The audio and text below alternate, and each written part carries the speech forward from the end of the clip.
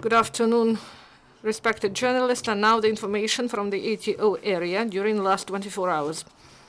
In Lugansk area, the enemy violated ceasefire once. It happened near Stanitsa Luganska. In Donetsk area, in Zaitsevo, Mayorsk, Avdiivka, and also near the Donetsk airport, enemy shellings continue practically during 24 hours. Sporadically, the enemy uses mortars. At our positions, they launched about 90 mines, and also they use APC. Statistics shows that the majority of these shellings are carried out during the second part of the day, mainly during the dark hours, before and after sunset. During the last 24 hours in the Donetsk area, there were 69 enemy shellings. In Mariupol area, yesterday it was calmer. There were 9 enemy shell provocations in different parts of front line, and 2 was with the use of APCs.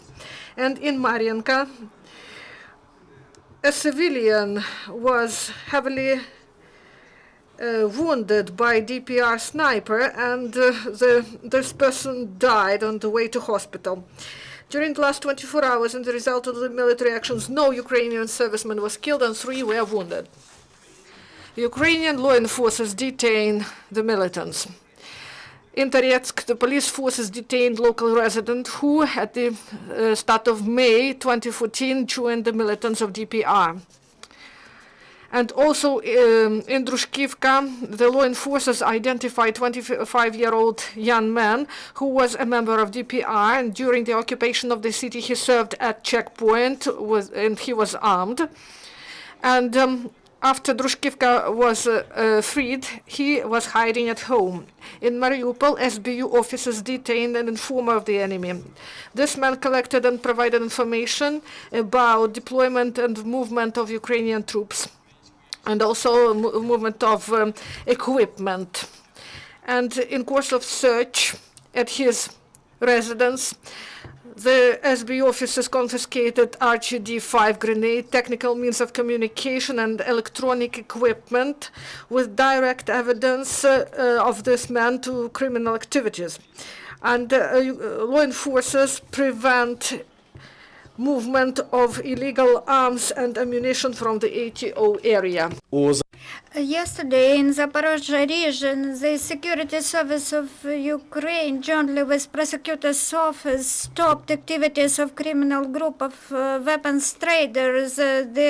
When criminals were detained, the security officers seized from them grenade launcher AGS-17 with 40 shells, 4 machine guns, 15 dispenser magazines, over 4,000 rounds of various calibers, and 30 handheld grenades. In Novgorodska, in Donetsk region, the frontier guards found a cache with weapons of subversive group. The wooden box contained a heavy machine gun, 1,500 rounds, over 2 kilograms of explosives, 2 handheld grenades, and 3 sets for booby traps. As a result of uncareful behavior yesterday, the citizen of Korakhov was blown up with a grenade which he had not turned into law enforcement bodies. We call on all civilians to be careful and report to law enforcement officers about any ammunition they have found and about suspicious things, and not to touch them.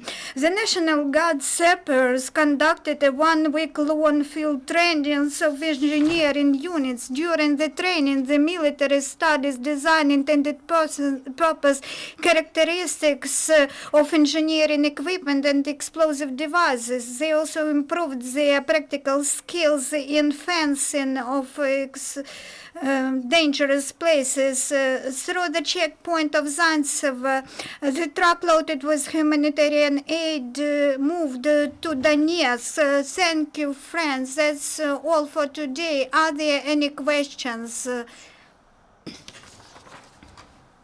And the fifth channel, can you name the number of shellings and what of them were of heavy weapons?